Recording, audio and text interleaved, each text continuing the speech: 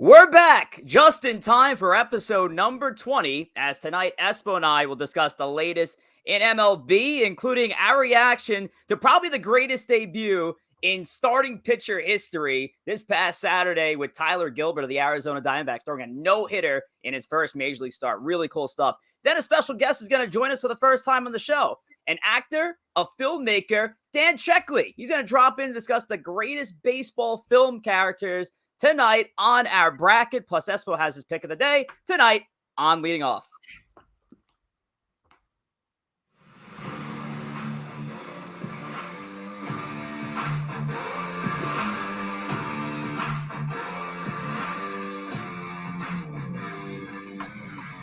And once again, we are live. This is the 20th episode of Leading Off, live from Studio 69 in New Jersey and REM Studio in Staten Island, New York, airing exclusively on Twitch and powered by StreamYard. And welcome back to the show on this Monday, August the 16th, 2021. I'm your host, Rich Rivera, and I'm being joined by a very, very, very depressed Mets fan, ESPO. I got nothing to say, Rich. I'm at a loss for words. Because you're very depressed. The Mets, man, they're killing me. They're killing me. ESPO, come on, man. I know you can do better than that. You have a lot of pent-up frustration on this team. You have a lot to say about this team. This team has literally went from the top of their division to barely being in the middle right now. After making a couple of moves at the deadline, some fans were very happy about it. Some fans thought it was an unnecessary move. They should have done more. They should have done this. They should have done that. ESPO, you're a Met fan. You've been a lifelong fan of this team. What are your thoughts of this New York Mets organization? My thoughts are pain. Pain, and all I know is pain, Rich. That's all this team gives me is pain. I mean, it's just been a historic collapse for them. They were never really a great team to begin with this year, let's be honest, but I thought they were doing enough to at least win what was, at the time, a mediocre NL East, but now we see that the Phillies and Braves have finally woken. So the Mets are in trouble, man. They are in big trouble, and I just don't see how it's going to get any better for this team. The hitting is quite possibly, this is the worst offense I have ever seen in my entire life of watching the Mets. And that's no exaggeration. It's worse than the Somerset Patriots, man. It's hard to watch. Ooh, and the Somerset Patriots are actually playing very good ball. They're actually at the top of the division in AA. So there goes that. So you're technically right. Okay. But Expert FME in our chat. Hey, welcome back, Expert FME. Mets are spiraling from first to third in a few days. My prediction will be 10 games. 10 games by Labor Day, 10 games below by Labor Day. Playing West Coast teams will be a slaughter. Obviously, it was a slaughter this past weekend in Queens. The Dodgers sweeping the Mets 4 games. Now playing the San Francisco Giants, which ESPO, I'm sure, is going to touch on later tonight for no particular reason whatsoever. But we'll get into that. And on the flip side, obviously, the Yankees are playing good ball, but we'll talk more about the Yankees later tonight, and also later tonight on my other show, Savages in the Bronx, at 8 p.m. Eastern time on Twitch. Make sure to subscribe to us on YouTube as always. Our episodes are continuously being uploaded. We had a glitch in our system, and now I kind of figured it out. So over the next week, you're going to see a lot of the older episodes upload to YouTube. So if you're at least subscribing to us, you'll get that notification, that little ring telling you that the new episode or the old episode is up.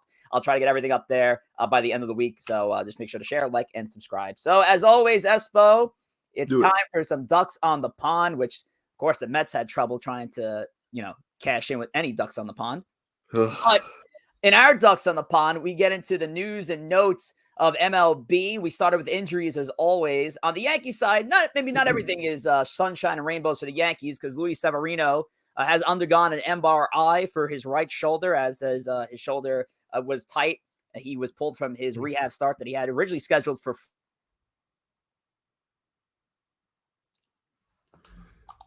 Oh no. Hope we have not lost Rich.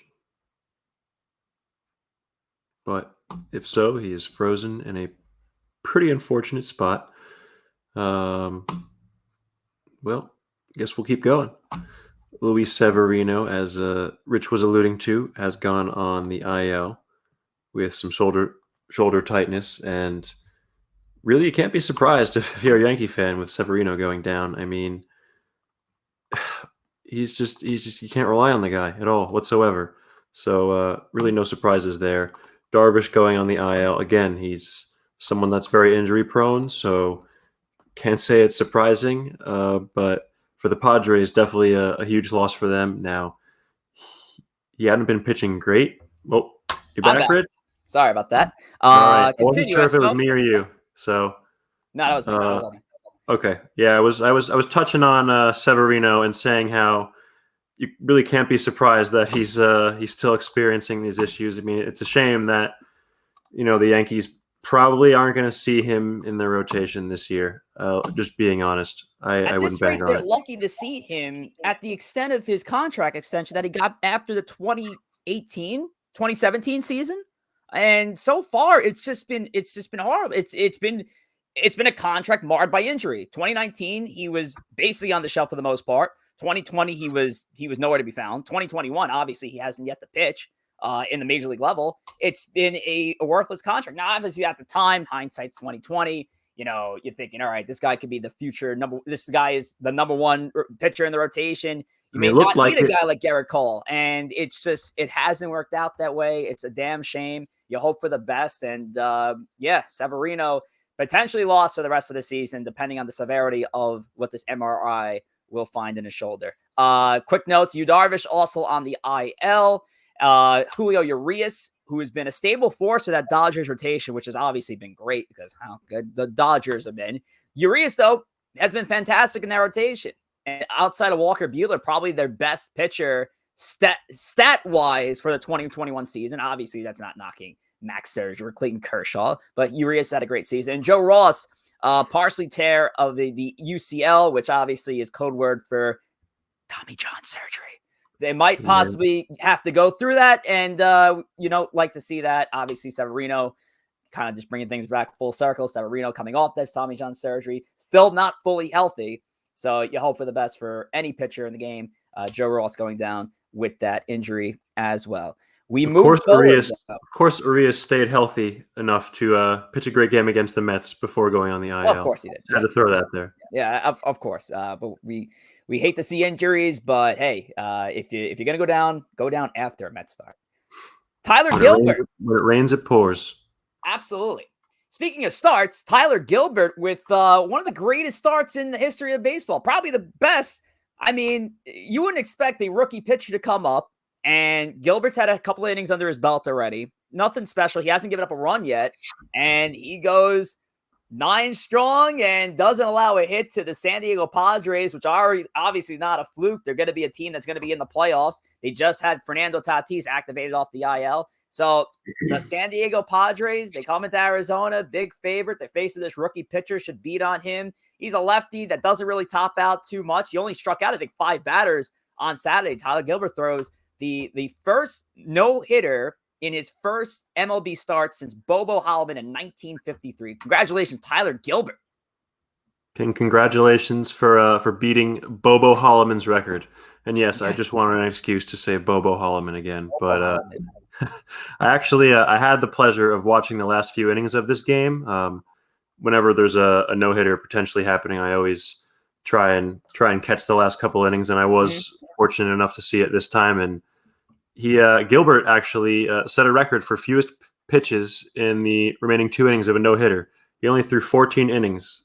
Wow. I'm sorry, 14 pitches in those last 2 innings, which you think, as you're nearing the end in the 8th and 9th inning, that's when the nerves are at their highest. So you're probably gonna be a little bit wacky with your control. But no, man, Gilbert just got more and more dialed in as he got closer. So props to him. What an incredible performance. And given the Padres are slumping, but still they're still a damn good team. So wow, let's see what he could do next. Maybe another no hitter. If we're including the 7-inning no-hitter thrown by his teammate Madison Bumgarner earlier in the year, that would be the 9th no-hitter thrown this season? 8th no-hitter thrown this season. 8th. Jesus. 8 no-hitters thrown in one season. Incredible. And Tristan McKenzie came close to a perfect game on Sunday. Took it to the 8th last night, right? Yeah.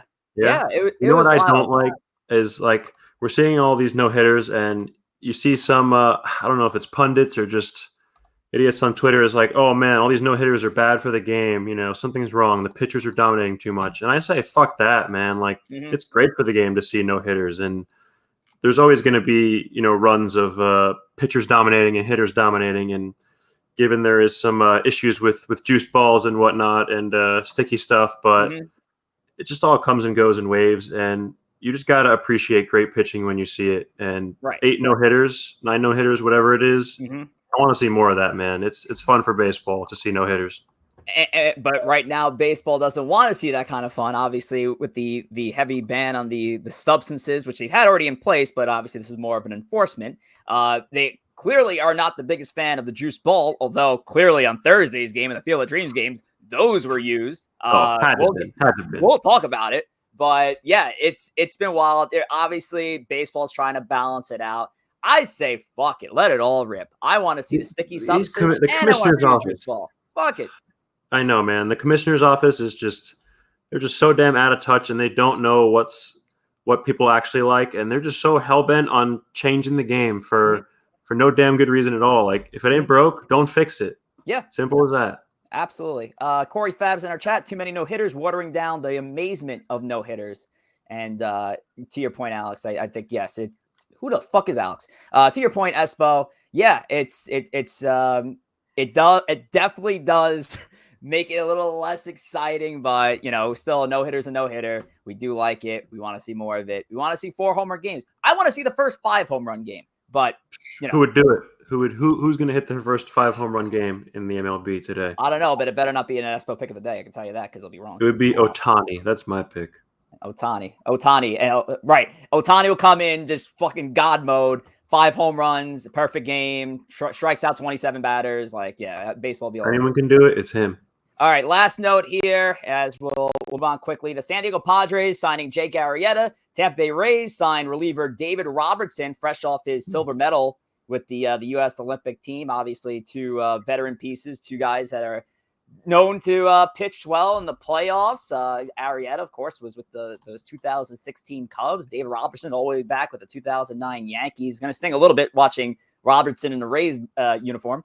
But, yeah, a couple little moves there to bolster some pitching staffs. But that's really it, man. Not much happening in the world of baseball news.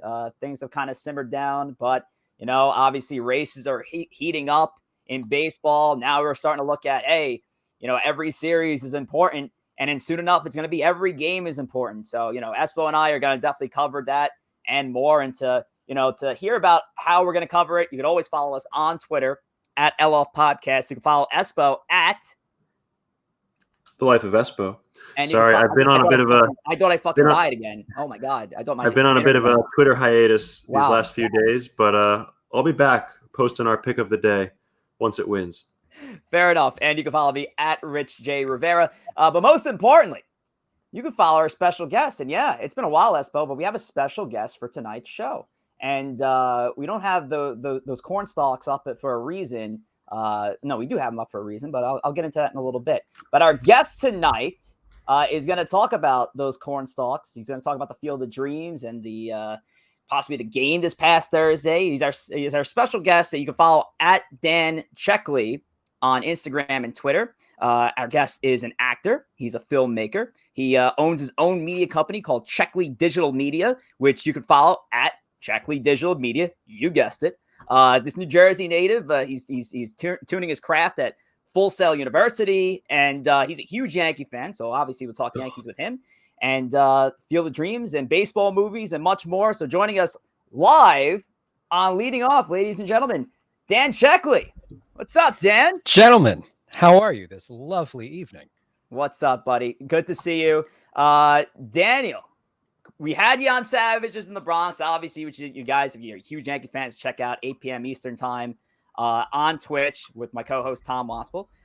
Dan was on that show, and he, of course, was talking Yankees with us, but he also got into his background in film and media. So, Dan, for those who don't know, tell us about Checkley Digital Media and how you got into this industry.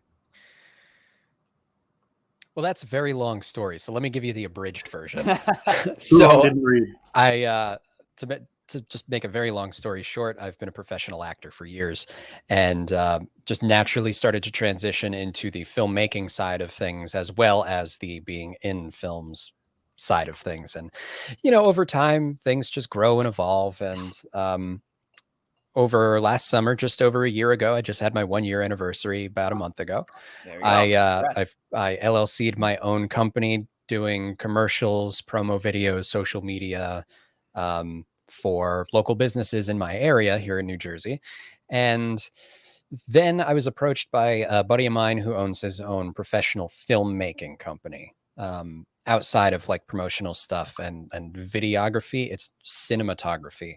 And that's really been my main focus for pretty much since the first of the year. I work about 60 hours a week around doing all of the filmmaking stuff. I just got back from Connecticut. I was up there for 3 weeks filming a feature film.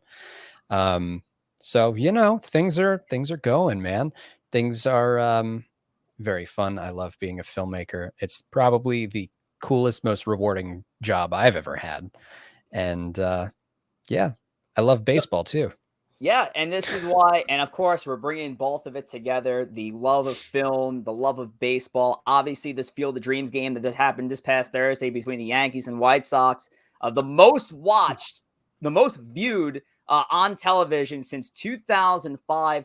The number exactly was 5.9 million viewers for this game, and an unbelievable game at that. Had a storybook ending. Obviously, heartbreaking for Yankee fans who, the team was down by 4 runs with 2 outs and 2 strikes, and stop doing that with your Met hat on with your team in third place, Alex ESPO, where the fuck you are today.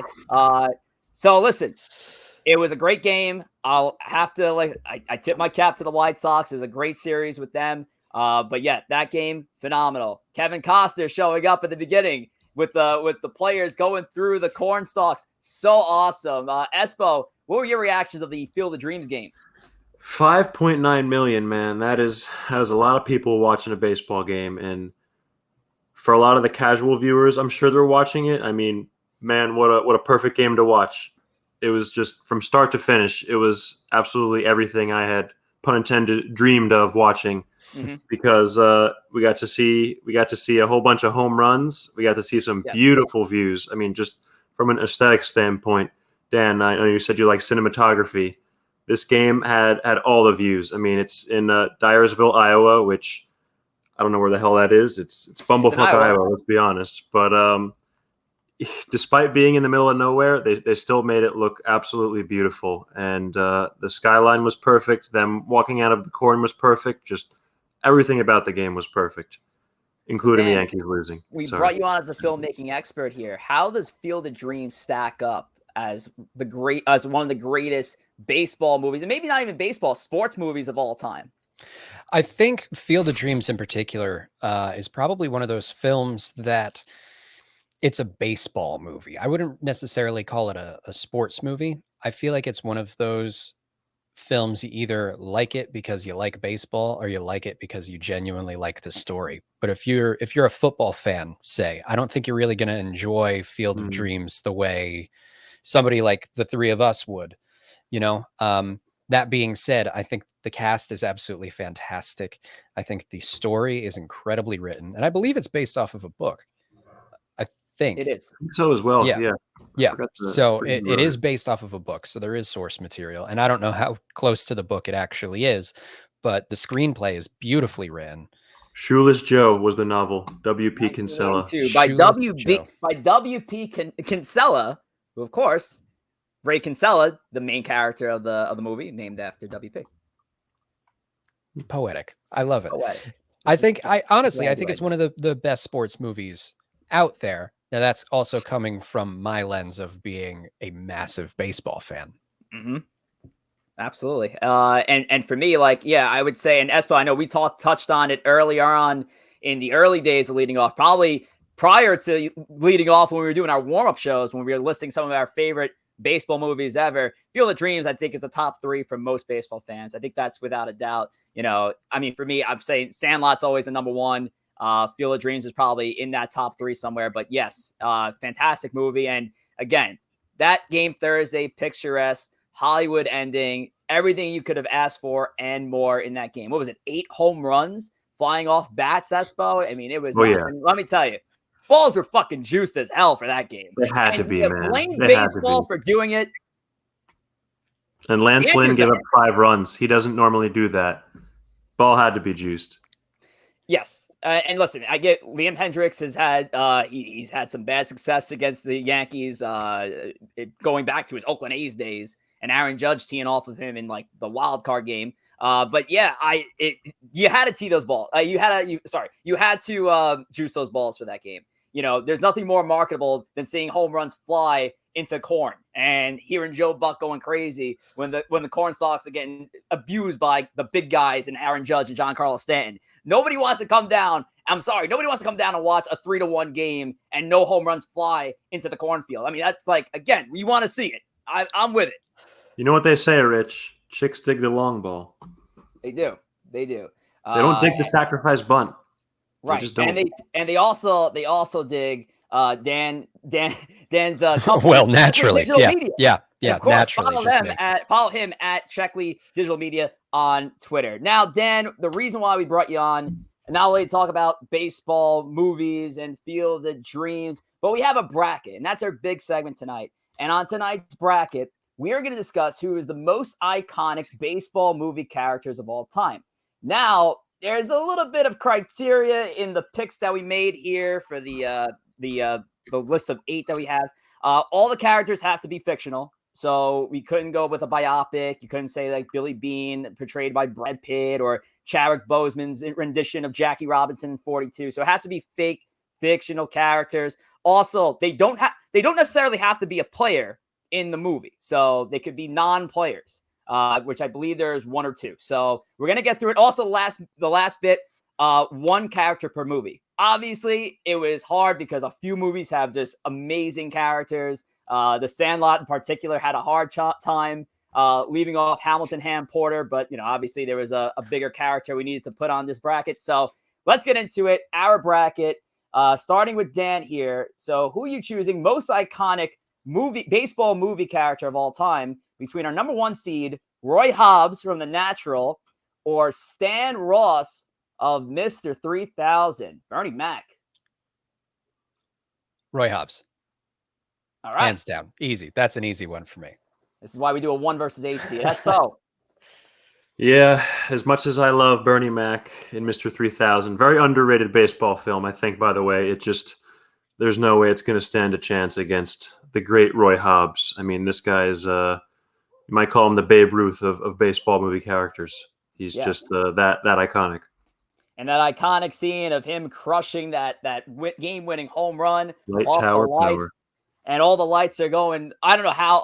Again, it's hilarious looking at a movie from 1984. It's like, all right, he crushed like 1 bulb, and all the bulbs in the whole stadium like blew up.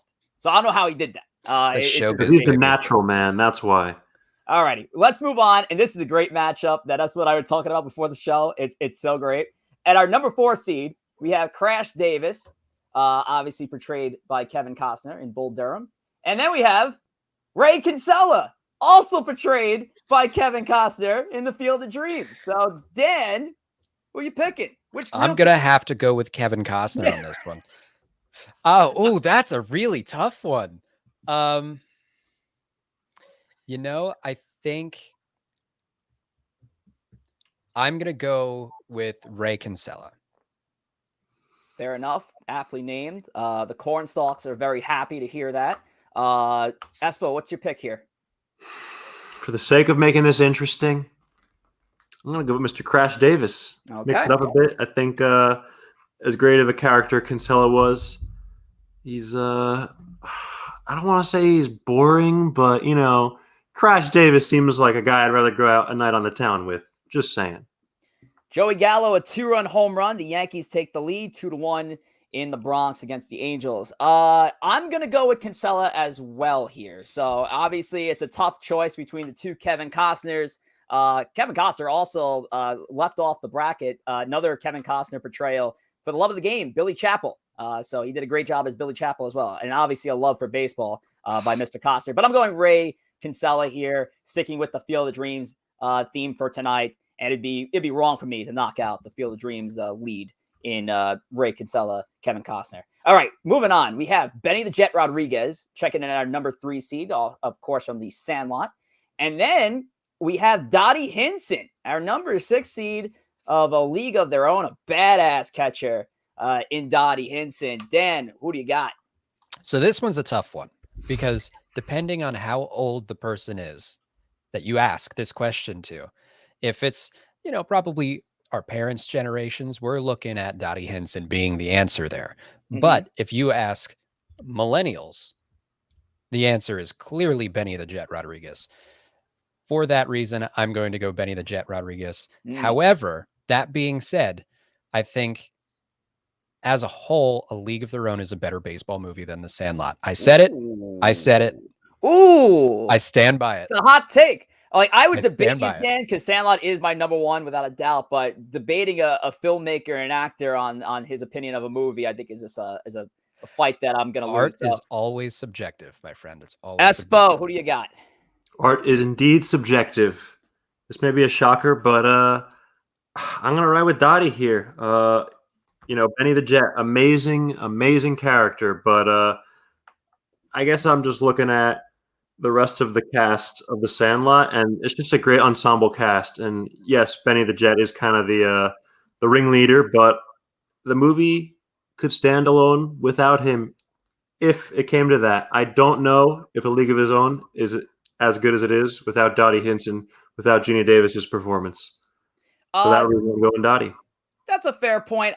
That's not a discredit to Jimmy Duggan, obviously portrayed by the legendary Tom Hanks, who did a great job. Now, of course, I just mentioned The Sandlot's my favorite movie of all time when it comes to baseball movies. It is a top 5 favorite movie ever for me. So obviously, I have a tough choice with this one because Dottie Hinson, Gina Davis's character, is a strong one in this. But I kind of look back and forgive my unprofessionalism, and I looked at this old Halloween photo that I took a few years ago as your boy is Benny the Jet Rodriguez winning a Halloween costume contest because of it. So, yeah, I got to go with my man Benny the Jet. So, Rodriguez, moving on to the next round. And finally, we have our number 2 seed, Ricky, the Wild Thing Vaughn of the Major League Series, and Henry Rowan Gardner, Rookie of the Year. And if you guys notice, like, these movies span from the late 80s, most of them from the late 80s to the early 90s. Tells you about a golden age for baseball movies, Dan. Yeah, no, I think there's something to be said about what was happening in baseball at that time and the movies that came out. I don't think, as a Yankee fan, the Yankees sucked in the 80s, so I don't think the team was very good. I don't think it was good for baseball that the Yankees weren't very good. The Mets had like a year or 2 in there, but they're not important, so we won't talk about them. Sorry, ESPO. I'm sorry, I had to. I think for this particular one,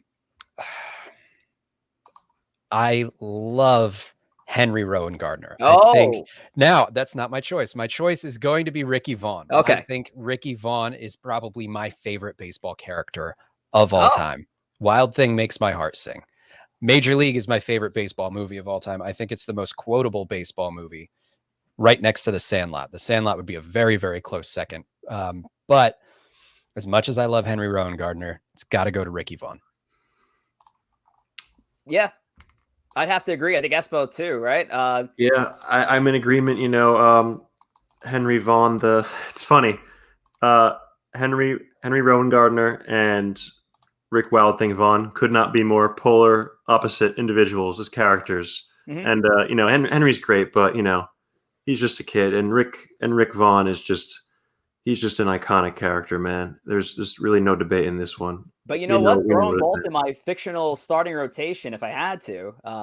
Definitely 2 solid pitchers, probably 2 of the greatest fictional pitchers in baseball movies of all time. But Ricky Vaughn, moving on to the semifinals where we have our number 1 seed, Roy Hobbs, up against the Field of Dreams is Ray Kinsella. Dan, who do you got? Wow, this is going to get really hard soon, isn't it? They get tougher. Sorry. Yeah. Roy Hobbs. I have to still go Roy Hobbs. I'd have to agree. I'd have to agree. As great as Kinsella's character is, as great of an actor as Costner is, and those performances, it's got to be Roy Hobbs for me, man. He's just a legend. When I think baseball movies, not just baseball movies, when I think sports movies, I think Robert Redford, The Natural, and that home run scene is just seared in my mind forever. Just not try not to let these comments go unwarranted. Hit expert FME in the Dottie Benny the Jet Rodriguez matchup said Dottie because she was a catcher, as was I in my glory days. I always had respect for catchers. Let me tell you, man, the '80s, good time. Stuff. Expert FME. Wildings hands down. Rosenbaga as a nod to Rosen. as a nod to Henry Rowan Gardner and Des Dutch with the Robert Redford vote, which I agree with you guys to unanimously. Roy Hobbs moving on to the finals. Our semifinal matchup here, who's going to the finals between Benny the Jet Rodriguez or Ricky Vaughn, our number 3 and number 2 seed, respectively. It's a tough one, Dan. Who do you got? I'm going to let ESPO take this one first. Okay, ESPO. Just as you said, Wild Thing, you make my heart sing. I got to go with Ricky Vaughn, man. He's one of the most quotable baseball sports movie characters out there. He's just so wacky. Charlie Sheen, obviously we know what a psychopath he is. I can't imagine anyone else playing that role other than Charlie Sheen. Can you guys? Because the answer is just no shot. So for me, this is going to be a Wild Thing. I'm going to keep this interesting and go Benny the Jet Rodriguez. Rich, it's up to you, man. That's unfair because I know you were going to vote for Ricky the Wild Thing Vaughn because you deep down love him, but you wanted to screw me over here. Ah, shit. Damn. Do I dethrone the number 2 seed in Ricky? No, I don't. Ricky Vaughn is moving on to the finals, and that is a tough blow for me because again, Sandlot, favorite movie, and I love Benny the Jet. But we're not talking movies, we're talking characters. I think Ricky the Wild Thing Vaughn is more of an iconic character in baseball movies than Benny, although everybody loves Benny. But again, there's that debate. Hey, who's the more influential character in that movie? Is it Benny the Jet? Is it Hamilton Ann Porter? Is it Wendy Peppercorn, the fucking lifeguard? Who knows? So, but without a doubt, I think Ricky the Wild Thing Vaughn is the face of the Major League franchise that spawned many movies. So Ricky is moving on to the finals, where he will meet the number 1 seed, Roy Hobbs. So Roy Hobbs at number 1 from The Natural, or Rick Vaughn of Major League. Dan, take it away. So thinking out loud here, right? You have Roy Hobbs, Wonder Boy himself, or the Wild Thing. I still got to go Ricky Vaughn. I still have to go Ricky Vaughn. And the tiebreaker for me, I think both characters are absolutely fantastic. If there were an acting Hall of Fame, Robert Redford would be in it. Charlie Sheen would be close to being in it. Charlie Sheen was in a lot of really good movies when he was younger, before, 2.5 Men and the Tiger Blood thing and whatever. I honestly think the tiebreaker for me is which film I believe is a better film in terms of entertainment value. And for me, it's got to go to Major League. So that's my tiebreaker. I'm picking Ricky Vaughn. ESPO. All great points, Dan. And I definitely like what you said about the entertainment value. So to kind of piggyback off that, I would definitely say that the rewatch value of Major League is stronger than The Natural for sure. The Natural is more of a kind of a slow burning film. And Major League is it's kind of a wild thing from start to finish. So, but man, it's really a tough debate because it's a philosophical debate. Do you want the classy Wonder Boy in Roy Hobbs, The Natural, or do you want the brash bad boy in Ricky Wild Thing Vaughn?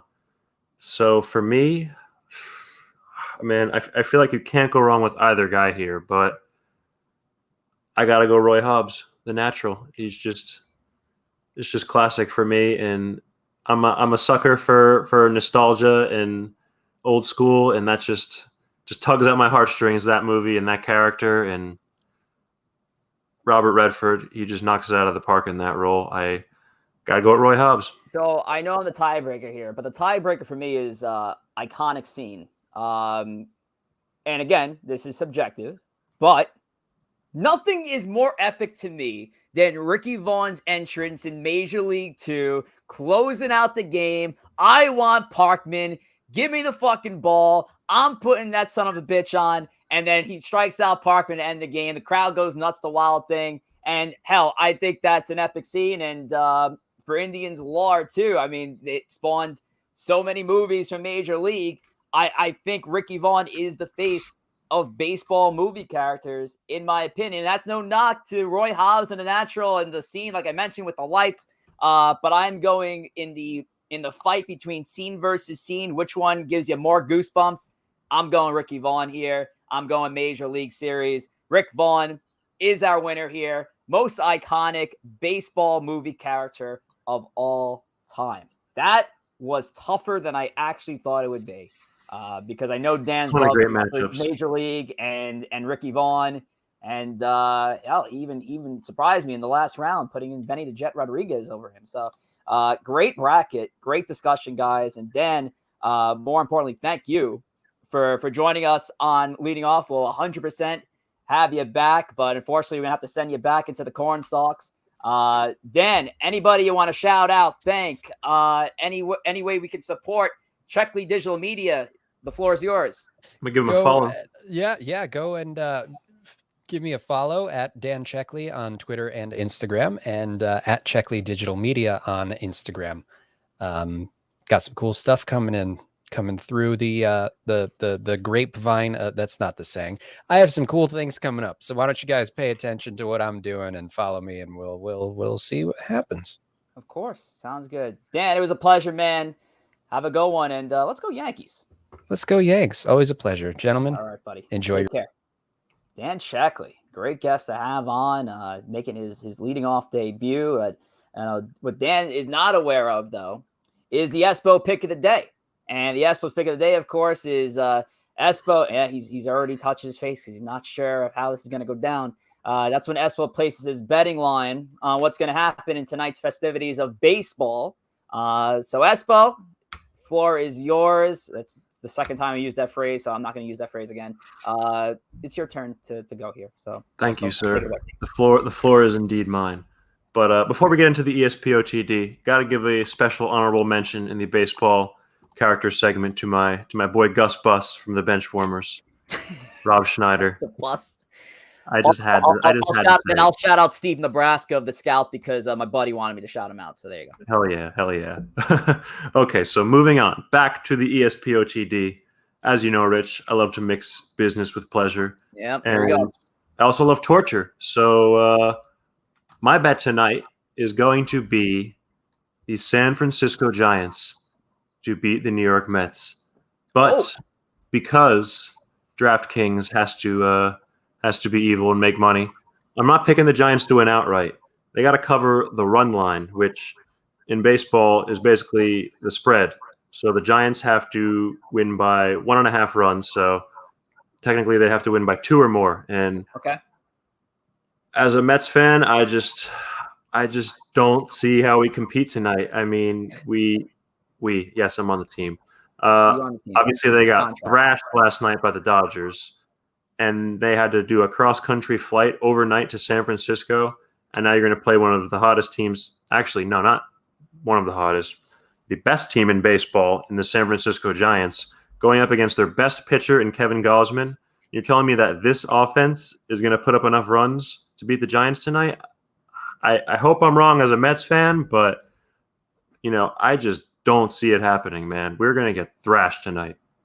I'll make a side bet, even though I know it's your segment. We're going to see another position player on the mound tonight. Oof. Just in the Mets-Giants game or just in any game? In the Mets-Giants game. Specifically a New York Met. I have to shout out my guy Corey here. Mets 10-1 win confirmed as a result of this, and that's kind of how gambling works sometimes. The most obvious pick, the team that's on fire, you think they're gonna roll and crush the bad team, but sometimes the underdog wins, and maybe the Mets, maybe it is their night tonight, but the brain does not agree. So for that reason, Giants are the ESPO TD. Spoiler alert, it's not going to be their night tonight. So ESPO actually may have a win here. He had a win 2 weeks ago, which I'll give you credit for. So let's see if ESPO stays hot here and has a 2-night winning streak. And I think that would be a winning streak. And ESPO is in desperate need of a winning streak here. I hope I lose. Yes. I really do. Actually, there's room. I mean, there is room for me to lose both my bet and there is room for the Mets to lose. If the Mets lose by 1 run exactly, you will hear a scream all the way in Staten Island, and that will be me screaming in terror.